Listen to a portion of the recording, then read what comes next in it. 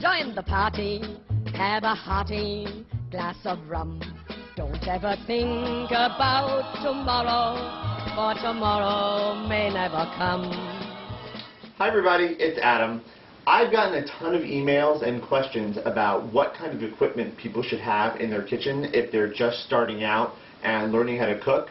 So I thought I would make a video today and show you the bare basics for what you need to accomplish almost anything in the kitchen. And I hope it helps. Let's get started. Okay, to begin with, everybody should have a medium to large sized soup pot with a lid. The lid is important because if you're making soup or sauce and you don't want the liquid to evaporate, you've got to have something to cover it up. I use my soup pot for boiling water, for pasta, for making rice, sauces, a lot. Mine has handles, which is great because if my pan is scalding hot, you obviously don't want to pick it up by tiny little measly handles. And these Cuisinart handles are awesome. Really good stuff. Stainless steel, very important. Next, we have a colander, or as some people call it, a strainer. This is used for draining pasta water, for washing vegetables and fruit. This is a smaller one, which I use for just washing vegetables and stuff like that. Also has handles, which is very important in case anything gets too hot. Stainless steel, very important again because you don't want it to stain, because most often with colanders you're dumping scalding hot water in there, and if you're using enamel or anything like that, it's going to discolor and break. Not cute. Next we have a pair of heavy-duty metal tongs. Tongs are important because if you're browning meat or cooking steaks or sauteing vegetables, you really don't want to use a fork or a spoon because you can't get a lot of control. Whereas if you've got a good heavy-duty pair of tongs, you can snatch it up, flip it over, and you're done. Makes all the difference in the world, cuts out a ton of frustration. Next is a cheap set of wooden spoons. These are actually bamboo, which is great because bamboo is a little bit more sustainable. What's really important about wooden spoons is that it does not conduct heat. If you take a metal spoon and you dip it into a stew or a sauce, the metal spoon is going to absorb that heat so fast and will change the temperature, which will screw up your cooking and also makes a hot spoon. Not what you want to do. A wooden spoon conducts no heat, keeps your sauce moving, everything is hunky-dory. Next, and probably most importantly, is my French knife. I've got a couple. It's also just a chopping knife. It's one of those wire ones. It is not serrated, but it is very, very sharp. You use this to chop vegetables, cut meat, just about anything.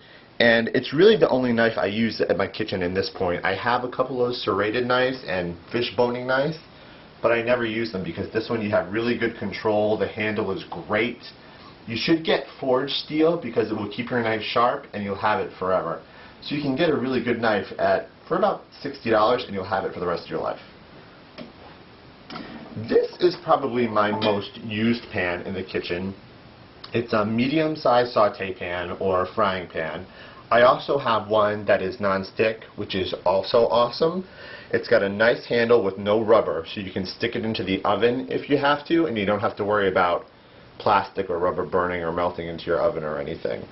This is great for sauteing vegetables, for browning meat, if you want to make a grilled cheese or anything like that. It's pretty thin so you can control the heat really well. This is Cuisinart. I've got a couple of All-Clad and Le Creuset pans. Those are generally the best brands you can find. I don't know if you live near a Marshall's or a TJ Maxx, but they sell all of these name brands for about half the price. Macy's and Williams-Sonoma, sometimes you can find good sales, but Cuisinart and All-Clad, good to go. You'll have them forever. And last but not least, this is not really a utensil, but more of a resource. If you're not willing to invest in some serious cookbooks, these are the Cook's Illustrated magazines, which they sell in the grocery stores. They're like $6 or $7 a piece. They're different every month, like this one is Italian Favorites, has a ton of great Italian recipes. And they're put out by the America's Test Kitchen, so the recipes are foolproof and really not too fussy. This one is great. It's got barbecue, backyard stuff. It's really good for the summer. Soups and stews, I use this one all the time as a resource. And it's really a great thing to grab to give you some ideas. And if you want to make something special and you really have no idea what you're doing, these are great resources that will give you foolproof dinner ideas. And that is it. With these things, you really should be able to accomplish just about anything in the kitchen. Maybe someday I'll do kind of an advanced version, and I'll show you some ingredients and stuff that you should use as well. But I hope this helps, and if you have any more questions, please email me, and check me out at adamcrowcatering.com, and watch for more episodes of my cooking show, Cook with Adam, on YouTube. See you next time, everybody. Come on, join the party, have a hearty glass of rum. Don't ever think about tomorrow, for tomorrow may never come.